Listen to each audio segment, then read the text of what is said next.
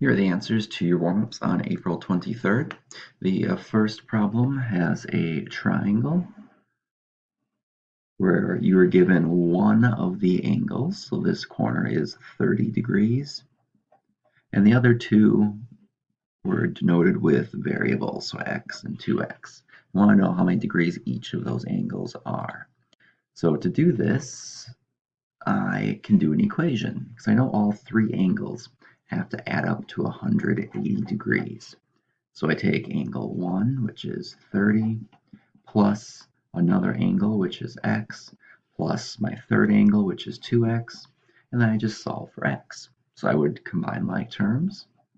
30 degrees plus 3x's equals 180 degrees, and then subtract 30 degrees from both sides, which gives me 3x equals 150 degrees. Then divide both sides by 3, and x is 50 degrees. What that tells me is if I see an x, I know that's 50 degrees. And if I see a 2x, that tells me it's two x's. So 50 plus 50 is 100 degrees. And then to double check, 100 plus 50 plus 30 is 180 degrees. Problem 2 asks what the angle measure of G happens to be. So I'll go ahead and copy this down. Again, this works because these lines are parallel to each other. They tell you that this measures 75 degrees, and this is the missing angle. So to solve this, there are several ways of doing it, but here's one way that I saw right away. I know that this angle and this angle are what we call opposite or vertical angles, and that means they are always the same. So if this is 75 degrees, that means this angle is 75 degrees.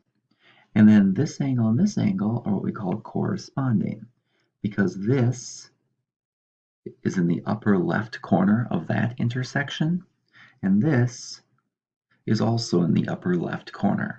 And because they are corresponding and these lines run parallel, that means the degrees are also the same. So 75 degrees is the answer.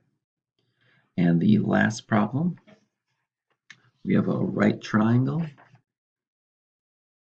So I'll draw a generic right triangle. One leg length is 3, the hypotenuse is 8. I want to know how long the other leg length is.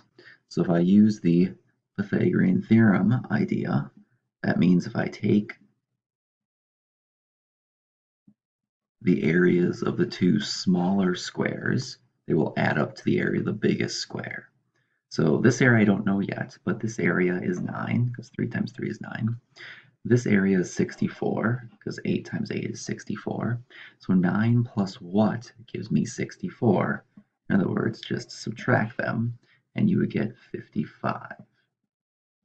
So 55 plus 9 is 64, and because the area here is 55, its side lengths, all 4 of them, because it's a square, are the square root of 55, which does happen to be the best way to write the answer, because it is another irrational value. The square root of 55, if you estimate it, is about 7.4. Again, the decimal will go on forever. It does not repeat, and therefore it is irrational.